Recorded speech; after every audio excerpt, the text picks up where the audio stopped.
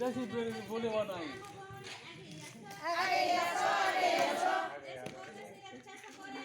बर्तमान आम गोटे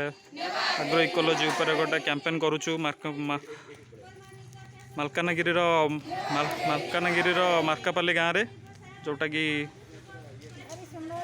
आप देखिपे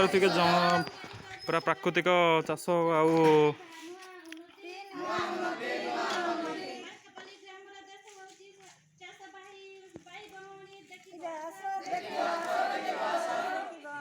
मुख्यतः आम कर मुख्य लक्ष्य कि जैविक सार को मुख्यतः गुरुत्व देकर जो गुड़ाक पारंपरिक चाष अच्छे से गुड़ाक केमती आम अधिक डेभलप कर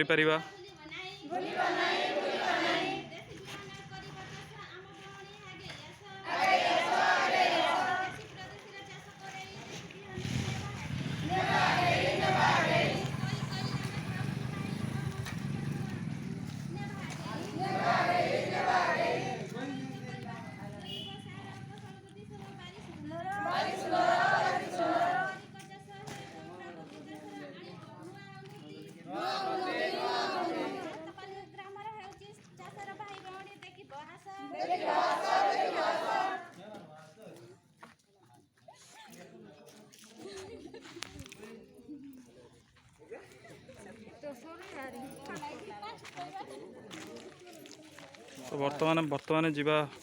विकास सार पाखु सी किसी कहे आज ये कैंपेन विषय रे तो किसी नहीं चुंबक सार विषय किसी कहे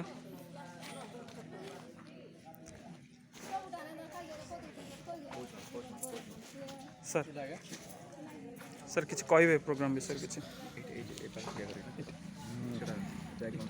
बैकग्राउंड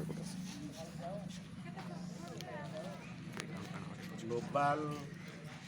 आग्रो इकोलोजी प्रैक्टिस जो करा जाउची हम ओडिशा अनुष्ठान आउची मार्कापाली पंचायत ये पाख सब पंचायत 5टा पंचायत कार्य करुँच दीर्घ 25 वर्ष है काम कर आसुच्छी मुख्यतः आमर ये जो पारंपरिक बिहन हूँ चाष मैंने करुँच बजाय रखा बिहन को संरक्षण करवा से निज बिहनटा को निज अंचल हूँ चाष कर